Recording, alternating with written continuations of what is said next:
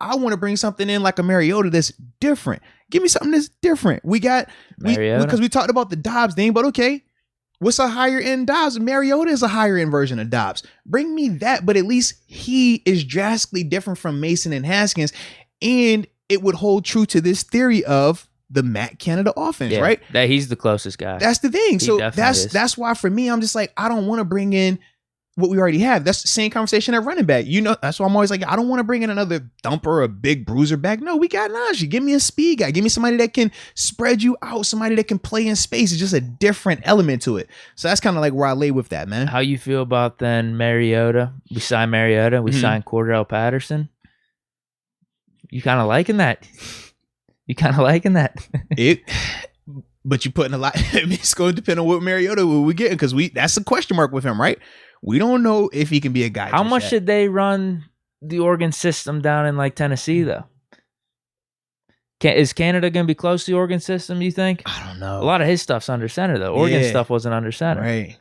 It would be all those read options that he was doing. Yeah. We'd be seeing a lot more of that. He wants that, yeah. Yeah, Mariota's interesting to me. Because Dobbs is interesting.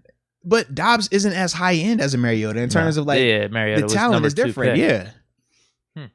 But if we're keeping Canada, which everything says we are going to keep him, that kind of pigeonholes us a little bit in terms of what prospects we're trying to fit, because his scheme, based on what everything they have said out of the Steelers, brass, is that his scheme can work, but you have to have the pieces for it. Now, you can make the case that, hey, man, if you're a great coach, why don't you make your scheme a little bit more amendable to the personnel that you currently have? But that's neither here nor there. This is the route that we're going. So that's why for me it's like, man, I just don't want to do that route. When you initially said no, I thought you were going to go with, we already have the first round guy in Haskins, bringing in Trubisky. What does that necessarily say?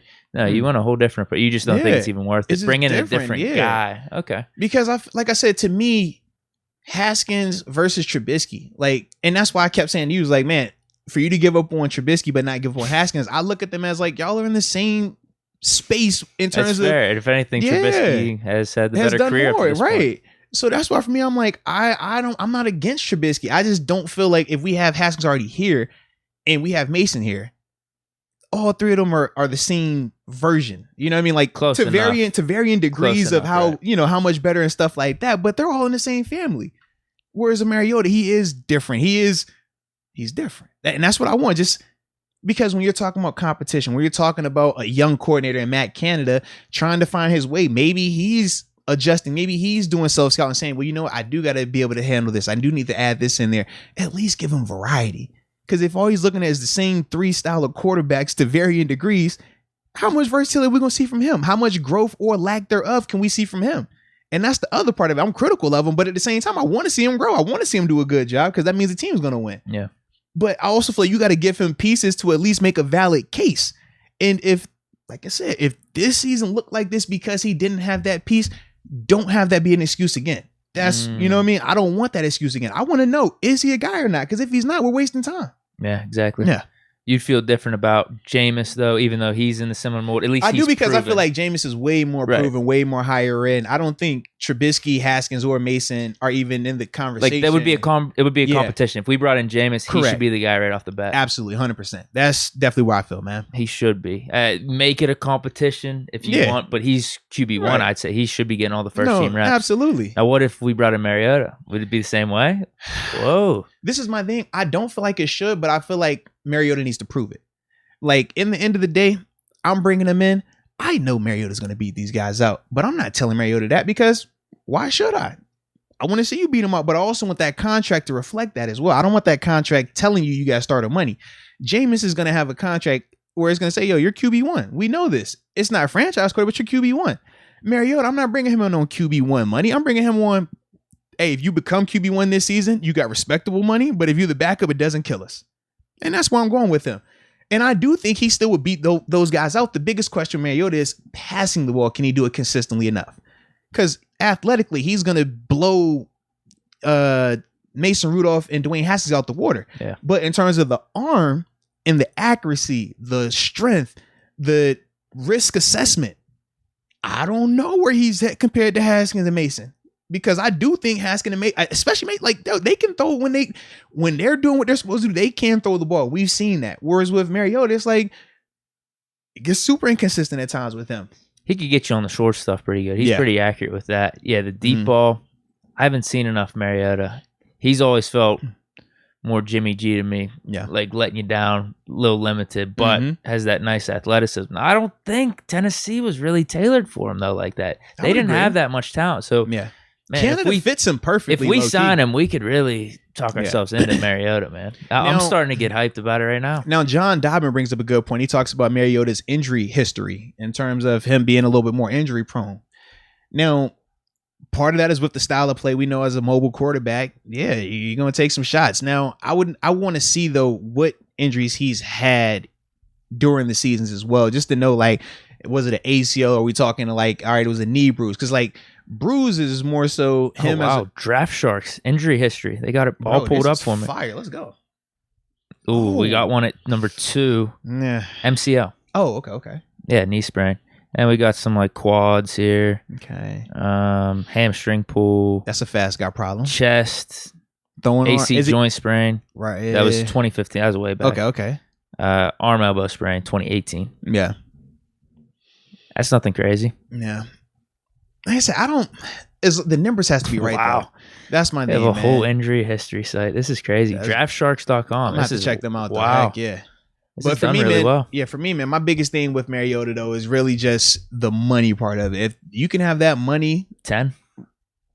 I would have to look into the numbers of it in particular, but like 10 doesn't sound far off. Like I'm anywhere between 15 to 10. Like I don't know if 20, because I think 20 is when I'm talking Jameis. I think Carr, when I'm thinking like, well, Carr, he'd probably be priced out of that just with him coming off of the season he's had. But I think that range for like the higher end quarterbacks. Whereas with Mariota, 10 probably best. 15 would probably be high end for him. Just because like, he hasn't had, that might even be too much. Seasons. Yeah, I don't think you have to pay that much for him. Honestly, last year it was 1 year, $3.5 million. Exactly, bro. Give 10, him the same 10 might thing, be the max. Bro.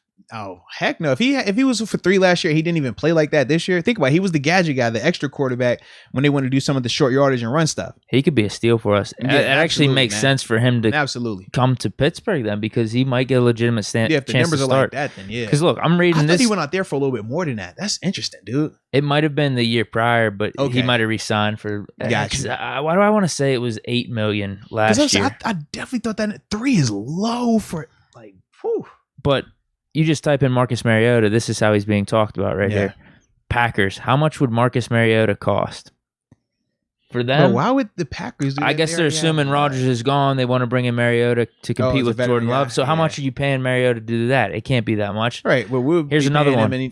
This one's just stupid. This one might be the stupidest one I've seen. It says, is Mariota the perfect backup for Jared Goff? Is this what the Lions are talking about up there? A backup for Jared Goff. He's competing with Goff. With Jared Goff. What? I was about to say, yeah. If I'm Detroit, I might even holler at Trubisky. Keep it real. Like, yo, you might come in here and compete with that dude, man. Yeah. Right. I kind of want to check to see what Mariota signed for last year. If it was $8 million. Yeah, because I thought his number was a little bit higher than that, personally, man. But you're right. 3 last year. And he really didn't do anything. He would come in to do some of their little formations and stuff, Wildcat stuff. That's it, yeah. Okay, so career earnings, Raiders, it was $7.5 million total with incentive. He made $9 million with the Raiders in 2020. Okay. I was about to say, I felt like 3 is like super low, bro. Now, put it like this then, because that essentially was a 2-year deal. Well, I think it was one. It was one each. It was one each. Yeah. Okay. I think they signed him 2020 as a backup, and then he didn't play, so they was like, "Oh, come back, take this." 3. I guess no one was really looking at him. Man, I'm hollering at him with a 3, or if I need to entice him a little bit more, give him a 5 piece, and I'll be like, "Yo, compete with Mason. May the best man win." Because what Mason's deal is for $5 million, right? This year. Yeah. Man, I'm giving y'all can get the same deal.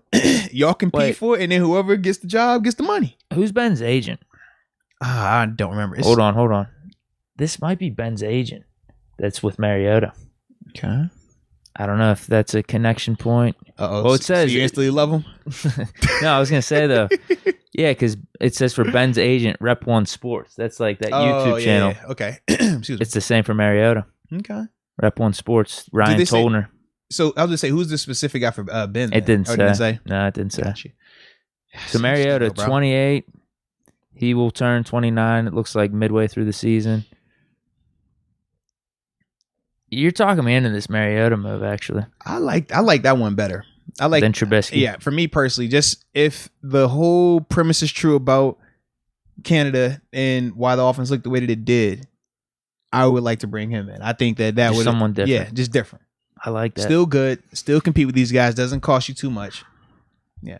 Man, I'm gonna have to watch. You can walk away from it whenever you want to. I'm gonna have to watch some Mariota highlights these next couple of days. I could talk myself into it. Because you said what? Question the deep ball. All of a sudden, I just need about 3 or 4 passes. That's it, man. Yeah. That's it. Highlight really do it to you now. Highlight really definitely do it to you.